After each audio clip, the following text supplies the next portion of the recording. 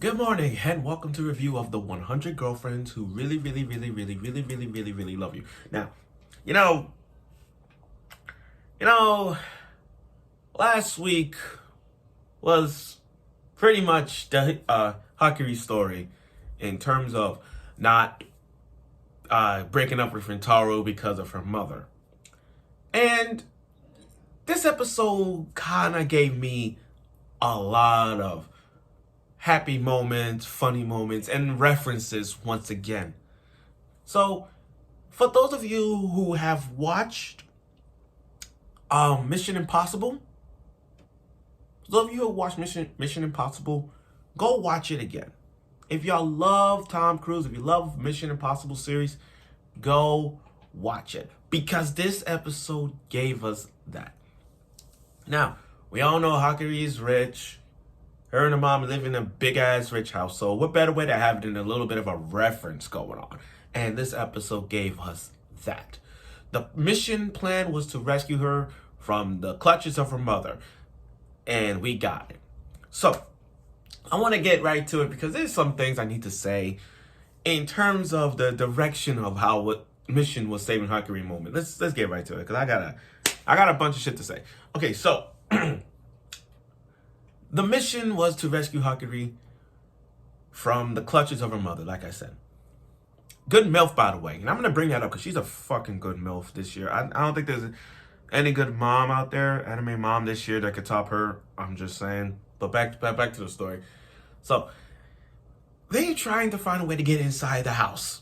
And then they got this white ball that he got and he threw it. And then the cat, it's just adorable. The cat just chasing around with it. Every episode is with the freaking cat. And then the cat. And then I love how Kirine and Kurisi was just like, I'm sorry. Kurisi and Karine was just doing teamwork by trying to chase the cat. Like Karine fell and then Kurisi fell. I love that. That was funny. That was so funny. And I like how they blend in by the tree hiding. Now, Nano. Yo. This is why I love Nano in this series. It's like she's so intelligent, so smart, that she's able to grab rocks and flick, like timing trajectory just to unlock the latch from the other side. Like, talk about timing, talk about precision. I mean, she sacrificed her nail, even a crunch of her nail bleeding. Like, she sacrificed that just to get close to Hikari. Because, again, they're all family, and everybody has this bond for Hakari. So that makes a lot of sense. Now, our girl, our beloved girl, top 3 of all the Rintaro girls out there, top 3. I salute Shizuka sacrifice in this moment. The fact that she took a bullet for the team. The fact that she stood tall against the dog. I mean, literally having a dog lick her and Kurisi just gave her a drug by accident to put her to go to sleep. You know, that's a sacrifice. This is why Shizuka is top 3. Of all the girls he has in the manga, I ain't gonna spoil, but all the girls he has in the manga, I have Shizuka in the top 3 for a reason. This is development in a nutshell. This is why I like her, because she will, for a shy princess like herself, she will take a bullet for you. And just like this moment here, I salute her. She will sacrifice herself on the first try. I loved it. Now let's get to the laser scene. Again, who watched Mission Impossible? How many Mission Impossible movies you seen? Maybe 1, 2, maybe even 3, maybe all of them? I have.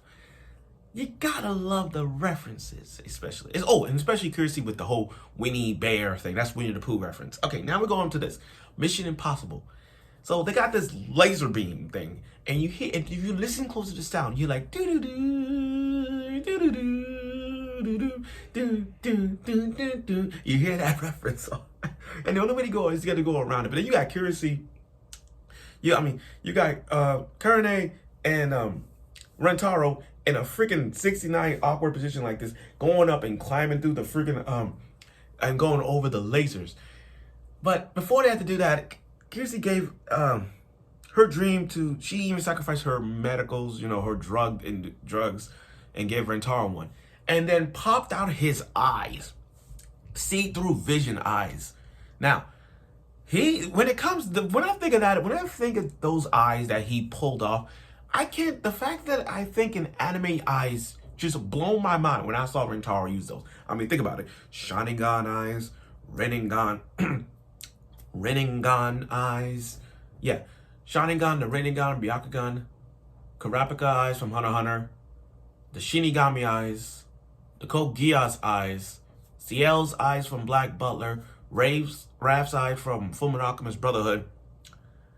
I keep forgetting the other eyes, but we have seen some amazing anime eyes, even in one eye. But still, the fact that Rentaro's eyes look so real, like the blood, you can see all that blood go. He can see the lasers. I'm like, damn.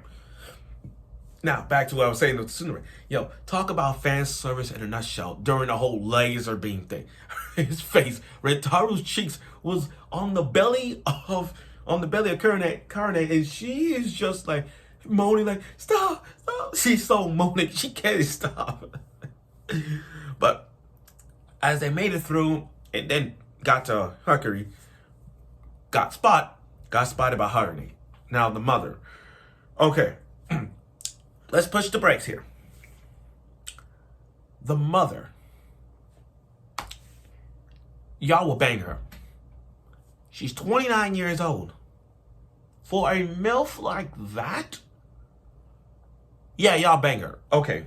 I just want to point that out because I love the mom. It's just so, like, when it comes to anime moms, you gotta know your limits. You go look at her and say, that right there is the best MILF you want to bang. And that's what this is. I mean, who wouldn't? Who wouldn't smash her? Now, going back to what I said about anime moms, there are anime moms that are good. Some are not. Some are just boring. But when I look at her, not because she's hot, she has a reason why she's doing all of this, and I get it. I mean, let's think about it. Lost her, she was pregnant at 13. 13! Keep that again. She gave birth to Hakari when she was 13 years old. 13. And then, once he gave birth to Hakari, they found love, happiness, all that stuff. But then he died. He died of illness. He died. So she was just a single mother taking care of Hakari. So you have to understand why she's doing this. She doesn't hate Rentaro. She's just looking out for Hakari. She's just looking out for her because she don't want her own daughter to experience the trauma that she went through at age 13. So basically, it's like, okay, if her daughter fell in love with Rentaro dies, and she'll be alone too. So she's trying to not have her daughter go through the same motions as what she did. So again, no grudge against that, none. And now let's cut this. As Rentaro was crying, let's get to the end of the part. As soon as his eyes glow, as soon as he got the eyes working, boom, zing, fell in love with the mother. And the mother just fell in love with her. And I'm like, I'm not surprised. I'm not even surprised. No, really, I'm not surprised. Like, come on, let's be honest, guys. Are we that surprised that the sixth girl was actually the mom? Like, come on, let's be honest. Look, I was just saying, I wasn't surprised that Hakari's mom was going to be the sixth. Not because I read the manga, but it's just like, this, what it's going to lead to in terms of like eye contact, in terms of, okay, eye contact, boom. So, being single all her life, 16 years, and now, being single for 16 years, a MILF, 29 years old, now she found love. That's a story right there in a nutshell. And now if you think about it, let's count the ways. You got a mother-daughter of pervertedness. You got the sweet princess, the quiet, shy princess. You got a girl who's smart, no numbers. You got a drug-inducing girl and a tsundere. That is 6 girls he got. 6 girls. He ain't done yet. This is why I keep saying Rentaro is the GOAT.